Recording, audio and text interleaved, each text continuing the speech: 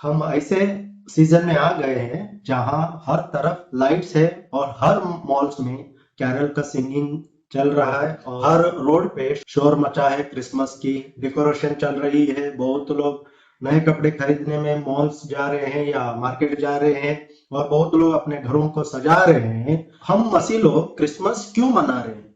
अगर मैं ये सवाल पूछूंगा, 90% लोग ये बोल सकते हैं कि हमें हॉलिडे मिल गया है या यीशु मसीह का जन्मदिन का हॉलिडे है बोल के बोलेंगे, और उनको शायद मालूम भी नहीं रहेगा। एक ट्रेडिशनल क्रिश्चियन जैसा त्योहार बन गया हमारे जीवन में। मैं आज आपको एक 3 वैलिड रीजन बता रहा हूँ कि हमें क्रिसमस क्यों मना रहा है। आज 2-3 मूवमेंट चल रहा है जो बोल रहे हैं कि इस सीजन की आवाज को दबाने की कोशिश चल रहा है, जैसा राजा हेरोद उस टाइम में कर रहा था, जो यीशु मसीह की आवाज को दबाने की कोशिश कर रहा था। उनके भी ज्योतिषी बहुत लोग को ऑलरेडी मालूम हो चुका था कि यहूदियों का मसीहा जन्म लेने वाला है, लेकिन वो लोग उस आवाज को पहचाना नहीं या और थोड़ा कोशिश नहीं किया जाके देखने के लिए। और थोड़ा लोग तो ये जो क्रिसमस है या यीशु मसीह है उनको सिर्फ एक यहूदियों का, आप सेकुलर वीडियोस देख लीजिए या पढ़ाई देख लीजिए, वो यही बोलते हैं कि यहूदियों की यीशु मसीह बोल के। वैसे ही क्रिश्चियन लोगों में भी जो सच्चाई जाने के बाद भी या शैतान उनको ऐसा इस्तेमाल कर रहे हैं, उनको बोलने में मदद कर रहा है जैसे कि यीशु सिर्फ यहूदियों के लिए आया था, हमें प्रकाशित वाला यीशु को सुनाना है, कलीसिया वाला यीशु को सुनाना है, प्रचार करना है। यीशु मसीह को एक बॉक्स में डालने की कोशिश कर रहा है, एक ही दिशा में देखने की कोशिश कर रहा है। या थोड़ा लोग ये भी बोल देते हैं कि ये जो क्रिसमस है सिर्फ कैथोलिक का ही त्योहार है, और थोड़ा लोग ये बोलते हैं 25 दिसंबर जो है ये हमने मूर्ति देवताओं से चुराया हुआ दिन है। तो आज मैंने ऑलरेडी एक वीडियो बनाया, मैं आपको वो लिंक दे दूंगा कि ऐसा नहीं है। थोड़ा लोग तो लाइन क्रॉस करके बोल देते हैं कि ये डायरेक्ट मूर्ति पूजा भी है। तो सच क्या है और हमें मनाना क्यों है? देखिए, ये हमारे विश्वास की नींव का शुरुआत है या हमारी आशा की न्यू की शुरुआत है और एक हिस्सा भी है। तो आज मैं आप एक 2-3 पॉइंट्स या कारण बताने वाला हूं जिस कारण से हमें क्रिसमस जो है और जोर जोर से हमें मनाना है। चाहे आप अकेले में देख रहे हो ये मैसेज या परिवार के साथ देख रहे हो, या आप उदास में बैठे हो कि आपके पास पैसा नहीं है या आपके पास दोस्त नहीं है, परिवार नहीं है बोल के उदास में ये जो खुशी की सीजन है ये दुख में बिता रहे हो, लेकिन फिर भी आप ये वचन सुनिए, ये आपके लिए है। हमें क्रिसमस क्यों मनाना है? जो पहला पॉइंट है, ये जो खुशखबरी है ये पूरी दुनिया के लिए है। पहला पॉइंट जो है, ये जो खुशखबरी है ये पूरी दुनिया के लिए है। जब स्वर्गदूत चरवाहों के पास आया था, उन्होंने ये नहीं कहा कि मैं अमीर लोगों के लिए एक बड़ा खुशखबरी लाया हूं या कैथोलिक लोगों के लिए एक बड़ा खुशखबरी लाया हूं या एक यहूदी लोगों के लिए एक बड़ा खुशखबरी लाया हूं या प्रोटेस्टेंट के कोई एक ऑर्गेनाइजेशन के लिए मैंने बड़ा खुशखबरी लाया हूं। लेकिन स्वर्गदूत क्या बोलते हैं? मैं तुम्हें बड़े आनंद का सुसमाचार देता हूं जो सब लोगों के लिए होगा। सब लोगों के लिए होगा। हम वचन नहीं पढ़ेंगे, वो लूका का सुसमाचार 2 अध्याय वचन 10 और 11। तब स्वर्गदूतों ने उनसे कहा, मत डरो, क्योंकि देखो मैं तुम्हें बड़े आनंद का सुसमाचार सुनाता हूँ जो सब लोगों के लिए होगा, कि आज दाऊद के नगर में तुम्हारे लिए एक उद्धारकर्ता जन्मा है और यही मसीह प्रभु है। मैं तुम्हें बड़े आनंद का सुसमाचार सुनाता हूँ जो सब लोगों के लिए होगा। तो अगर कोई आपको बोले कि ये जो सुसमाचार है ये सिर्फ यहूदियों के लिए है, ये जो क्रिसमस है वो सिर्फ कैथोलिक्स का है, या ये जो सुसमाचार है ये जो सुसमाचार है ये प्रोटेस्टेंट का कोई ऑर्गेनाइजेशन के लिए ही है, तो आप ऐसे कल्ट्स लोगों को एनकरेज मत कीजिएगा। तो ये सारे लोगों के लिए सुसमाचार है। आज हम दुनिया में देखते हैं, आज शाम को हम एक शहर से दूसरा शहर जा रहे हैं, जो अलविदा है, हमारी जिंदगी का आखिरी अलविदा भी बन रहा है। आप देखो कहीं पर भी आग लग रहा है, मास शूटिंग चल रहा है, भूकंप हो रहा है। बहुत सारे घटना से आज जीवन की कोई गारंटी नहीं है। बहुत सारे लोग ऐसे भी हैं जो माता पिता को खो के हमारे पास कोई नहीं है बोल के भी उदास में बैठे हैं, या कोई सिंगल फादर है या कोई सिंगल मदर है, वो सोच रहा है कि अगला महीना मैं कैसा देखभाल करूंगा या कैसा निकालूंगा, या अगला महीना मैं कैसा निकालूंगी, ऐसा सोच रहे रहेंगे। बहुत लोग बैंकरप्ट हो गए हैं, दूसरों का बात सुन के किधर में पैसा लगा दिया और वो पैसा डूब गया, और बैंक में भी रखा है। मैंने 2-3 लोगों को तो सुना हूँ, जो लोग एफडी रखा, उनका सारा रिटायरमेंट का पैसा एक जगह पे रखा, कोई लोकल बैंक अच्छा रिटर्न देगा बोल के रखा, और बैंक आज बंद है। आज ये उम्मीद में है कि उनका 20 साल का 30 साल का मेहनत की पैसा वही आ जाए। वो तो इंटरेस्ट के लिए डाला था, लेकिन आज वो लोग ये सोच रहे हैं कि कम से कम हमारा खुद का पैसे ही हमें मिल जाए। और बहुत लोग बिस्तारे पे पड़े हैं, जो अचानक से आए हुए बीमारी के वजह से या अचानक से हुआ कुछ घटना की वजह से, एक्सीडेंट की वजह से बिस्तर पे है और उठने का कोई उम्मीद नहीं है। और बहुत लोग कंफ्यूज में है कि हमारी जिंदगी किधर जा रहा है। बहुत लोग उदास में ऐसा है कि मैं इतना कोशिश करने के बावजूद भी मेरा जो परिवार है वो ये क्यों नहीं हो रहा है, या हमारे परिवार में सुख और शांति क्यों नहीं है। आपका धर्म कुछ भी रहने दो, आप कौन सा भी जगह पे सुन रहे हो मेरे बात, आपका जाति कुछ भी रहने दो, ये सुसमाचार आपके लिए, ये उद्धार करता आपके लिए जन्मा है, ये मसीहा आपके लिए जन्मा है। और कोई मसीहा को ढूंढो मत जो सिर्फ टेम्पररी हो सके तो टेम्पररी कुछ खुशी दे सकते हैं, लेकिन हमारे राजाओं का राजा यीशु मसीह ऐसी शांति देगा जो दुनिया में कोई आदमी नहीं दे सकता, ना कोई वस्तु दे सकता है। आपको ये वचन सुनने का जरूरी है। अपना जन्म से ही यीशु मसीह संसार का उद्धार करता है। तो आप जब यीशु मसीह को देख रहे हो तो आप ऐसा मत सोचो कि ये सिर्फ यहूदियों का या इजराइल में जन्मा हुआ यीशु मसीह है, प्रभु है, भविष्यद्वक्ता है। ये आपके लिए भी है, या कोई ट्राइबल मैसेज नहीं है ये सुसमाचार, ये सब लोगों के लिए। यीशु मसीह आप कोई भी धर्म में है, दूसरे धर्म के गॉड नहीं है। In fact you are more important to him than others. आपको आगे के मैं बताऊंगा।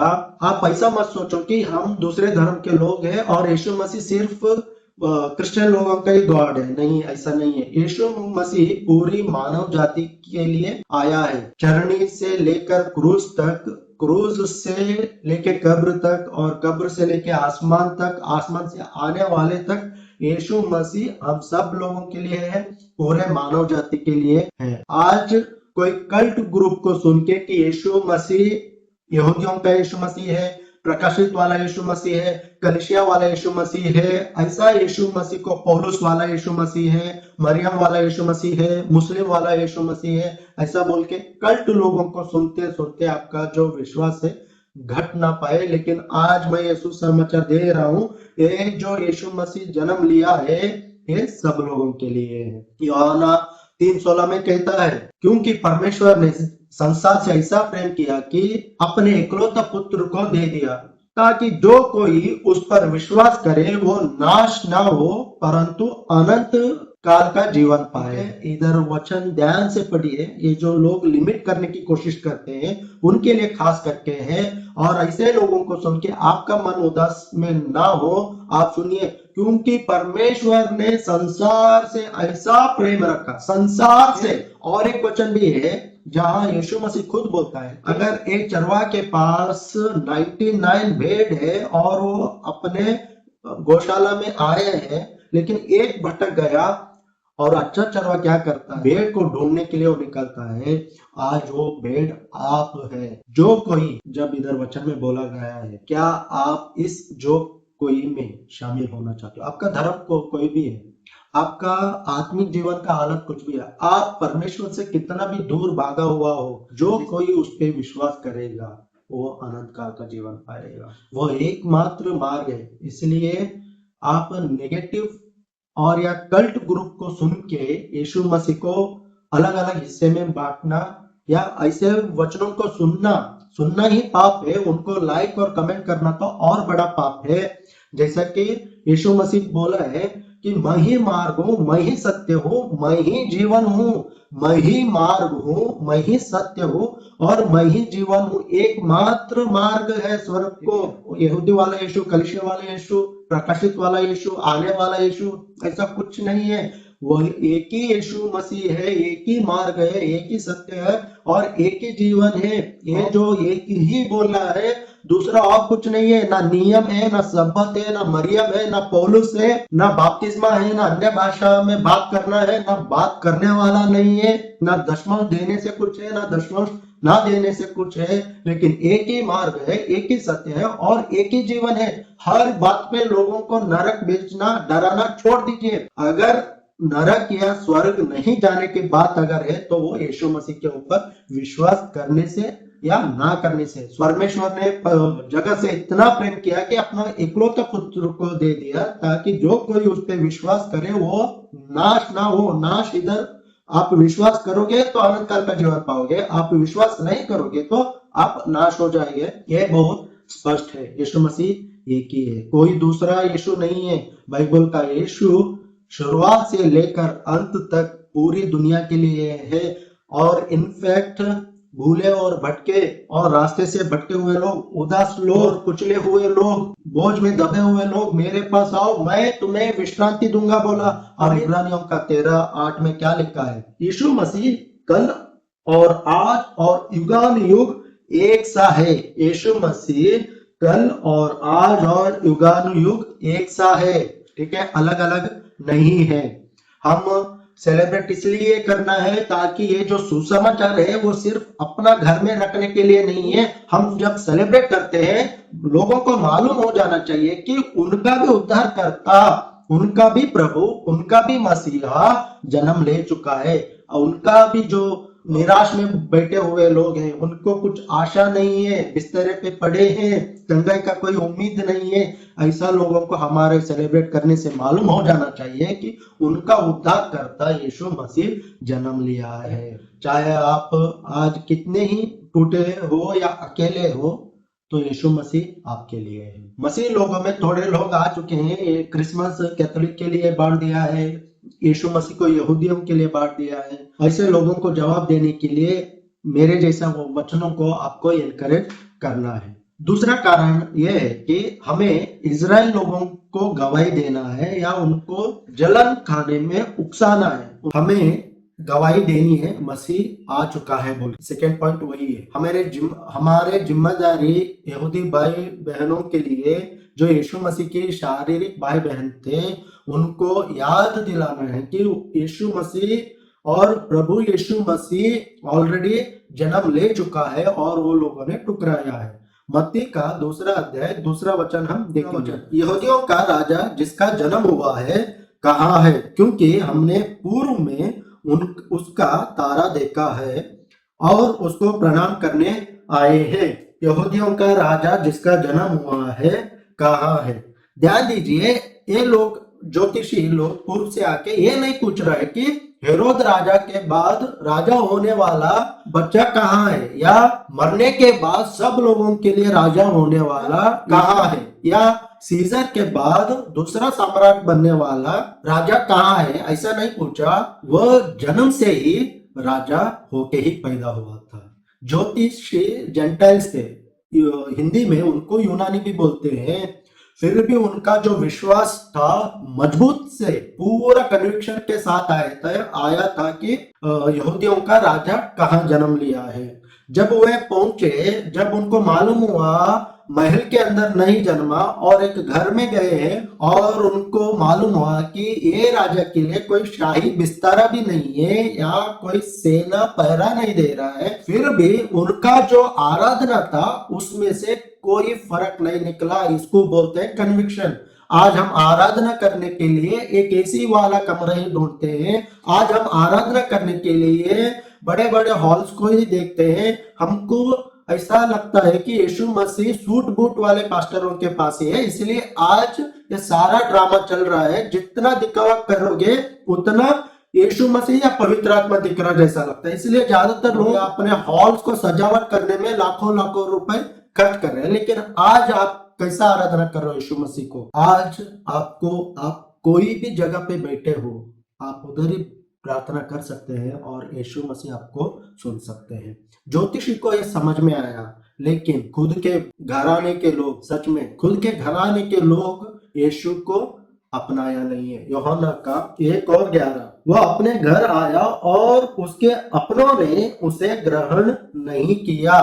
He came to his own, but his own did not accept him or receive him.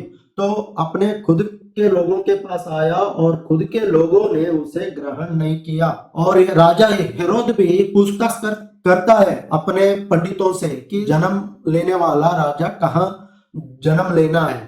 वो लोग भी स्टडी करते हैं, लेकिन थोड़ा कोशिश नहीं करते देख के कि सच में हुआ है कि नहीं हुआ है। ठीक है, उन्होंने यीशु मसीह को ठुकरा दिया है।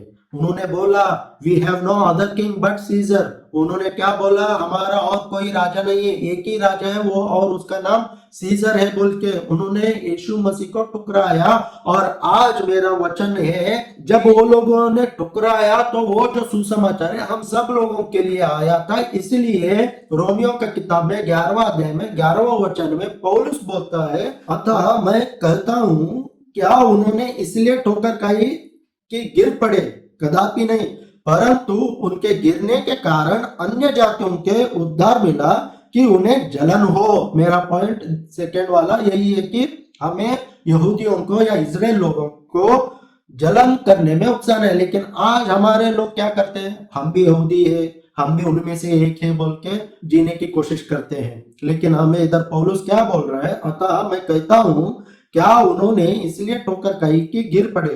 कदापि नहीं, परंतु उनके गिरने के कारण अन्य जातियों को उद्धार मिला कि उन्होंने जलन हो। उनको मालूम होना चाहिए कि यहूदियों का राजा हमारे पास है, शांति का राजा हमारे पास है। जब हम जश्न मनाते हैं, जैसे कि राजा जन्मा हुआ है, यहूदियों का राजा जन्मा हुआ है, तो ये देख के वो लोगों को समझ में आना चाहिए कि सच में जो शांति हमें वादा किया गया था, जो राजा का हमें वादा किया था, ये मसीह लोगों के पास आया है। ऐसा करके उन लोगों को जलन खाना है। लेकिन आज हम क्या कर रहे हैं, उनमें से एक होने की कोशिश कर रहे हैं। उनके त्योहार को जैसे कि आज भी है, जैसा हम मनाने की कोशिश कर रहे हैं, ठीक है, हम उनमें से एक बनने की कोशिश कर रहे हैं। लेकिन हमारे सेलिब्रेशन में हम उनको ये नहीं दिखाने की कोशिश कर रहे हैं कि राजा, यहूदियों का राजा ऑलरेडी जन्म ले चुका है। हमें उनको दिखाना है, हमने मसीहा को पा लिया, जिसका तुम इंतजार कर रहे थे, वह आ चुका है, ताकि वे हमें देखकर कहे इनके पास परमेश्वर की शांति है, इनके पास यहूदियों का राजा है। इसी कारण की वजह से हमें जश्न जोर जोर से मनाना है। तो तीसरा कारण हमें क्यों मनाना है, भविष्यवाणी की पूर्ति, या परमेश्वर अपने वादे को निभाता है। ठीक है, तीसरा कारण यही है, क्रिसमस साबित करता है कि परमेश्वर अपने वादे को निभाता है। इसलिए हमें और जोर से करना है। उत्पत्ति की पुस्तक में आदम और हवा को परमेश्वर ने वो वादा किया था, अब्राहम को वादा किया था, मूसा को वादा किया था, और दाऊद से वादा किया था, यशायाह से, यिर्मयाह से और मीका के द्वारा। कम से कम 4000 साल लगा, लेकिन उन्होंने अपना पहला आगमन का वादा पूरा किया। और इसीलिए मुझे लग रहा है सैकड़ों साल होने के बाद यहूदी लोग ये भूल ही गए हैं कि परमेश्वर हमारे साथ है। लेकिन फिर भी समय जब पूरा हुआ, तब परमेश्वर ने अपने पुत्र को दे दिया, और इजराइल ने इसी के लिए इंतजार नहीं कर पाए। उन्होंने अपने लिए हमेशा एक मूर्ति बना लिए, अपने लिए एक राजा बना लिए, और इस घड़ी में वो लोगों ने मसीहा को ठुकरा दिया। लेकिन आज जब हम चरणी में देखते हैं, और वो चरणी हमें ये याद दिलाना चाहिए, अगर परमेश्वर उनका पहला आगमन का वादा पूरा कर सकता है, तो उनके दूसरे आगमन का भी वादा पूरा कर सकता है। जो हमारे बहुत फेमस गाना है, उसका कोई भी वादा ना होगा अधूरा, हर एक वादा करता है पूरा, उसका कोई भी वादा ना होगा अधूरा। अगर उसने पहले वाले आगमन को पूरा किया, जब हम चरणी को देखते हैं, जब उस तारे को देखते हैं, मंजिशी को देखते हैं, या चरवे को देखते हैं, ये याद आना है कि परमेश्वर ने अपना पूरा वादा कर चुका है। इस साल भटकिए मत और यीशु को सिर्फ एक क्रिश्चियन लोग भी, मैं तो बोल रहा हूँ यहूदी या कैथोलिक या प्रोटेस्टेंट के ही बॉक्स में मत डालो, एक नजर से मत देखो, ये पूरे जगत के लिए आया हुआ खुशखबरी है। और दूसरा कारण, यहूदी लोगों को सिर्फ गवाही भी नहीं देना है कि यहूदियों का राजा हमारे पास है, जो ये जो शांति है, ये जो खुशी है, ये जो आनंद हमें मिला है, वो यहूदियों का राजा से हमें मिला है। और तीसरा, हमारा परमेश्वर जो है वादे को पूरा करने वाला है। अगर वो पहला आगमन का वादा पूरा कर सकता है तो दूसरा आगमन का भी वादा पूरा कर सकता है। दो तीन कारणों के वजह से आप क्रिसमस को और जोर जोर से मनाइए, ताकि ये जो खुशी है सभी लोगों को पहुंचे, यहूदी लोगों को भी पहुंचे और खुद की आत्मा में भी विश्वास से बढ़े। मेरी क्रिसमस।